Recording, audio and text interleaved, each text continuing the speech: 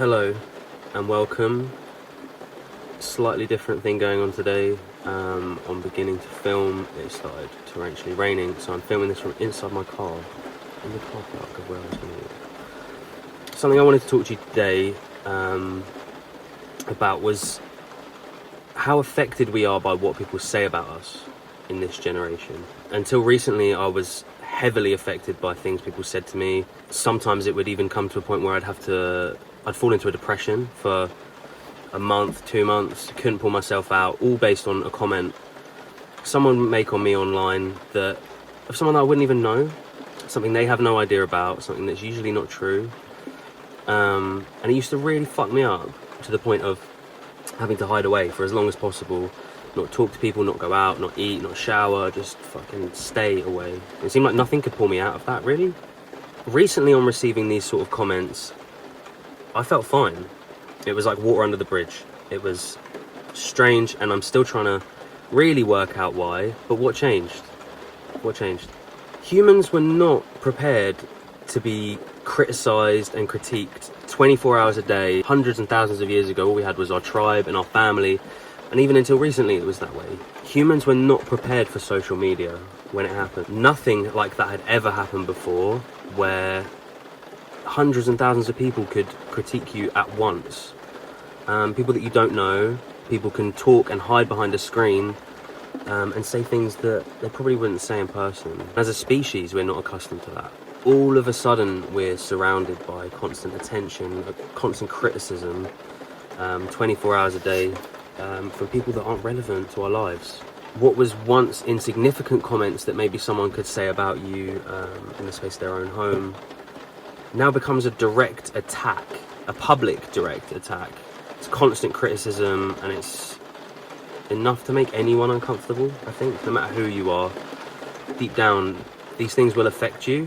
When you disconnect, when you log out, when you turn your phone off, this disappears. You're not exposed to that. It's as simple as tuning out. When we reconnect with the natural world around us, it's true peace and happiness. It's not simulated. It's not man-made. It's completely natural, and it's instinctual. As much as I try and describe this to people, it usually seems to go over people's heads. The only way that you can experience it is by going and doing it, you know? No one will be as passionate or as understanding in what you're saying as you are, because they haven't experienced what you have. Until you disconnect, you won't understand it either. So use this as an excuse to go and reconnect. Use this as an excuse to step away from social media. Use this as a direct instruction to reconnect with the things around you. During anxious states, my grandmother taught me a technique, a breathing technique. Whatever you're doing now, stop and breathe with me. Nothing is as important as breathing. What we do is we breathe in through the nose for the count of 3, out through the mouth for the count of 3. And I will run you through it now. In, 2, 3, out, 2, 3.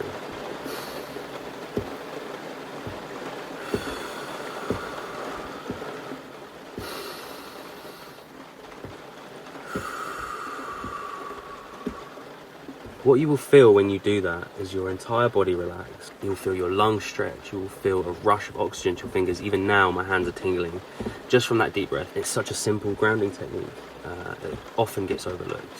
What you have to remember is that without social media, without these appearances that we make online, things continue to carry on.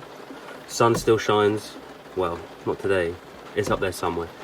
The sun will continue to shine and the rain will fall, as you can see behind me. With or without social media, it doesn't stop or change anything.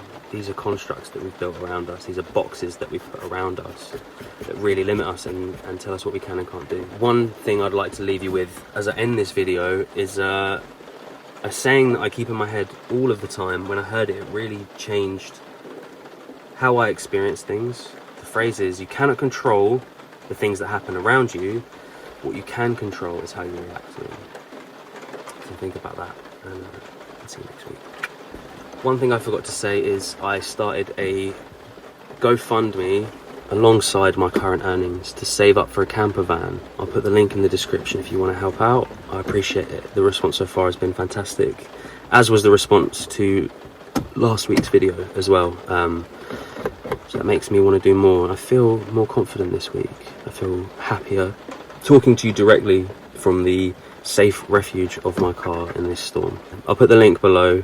I'm planning to, when I buy the camper, start traveling a little bit more, continue to make these videos in different places, and hopefully you guys will join me on that.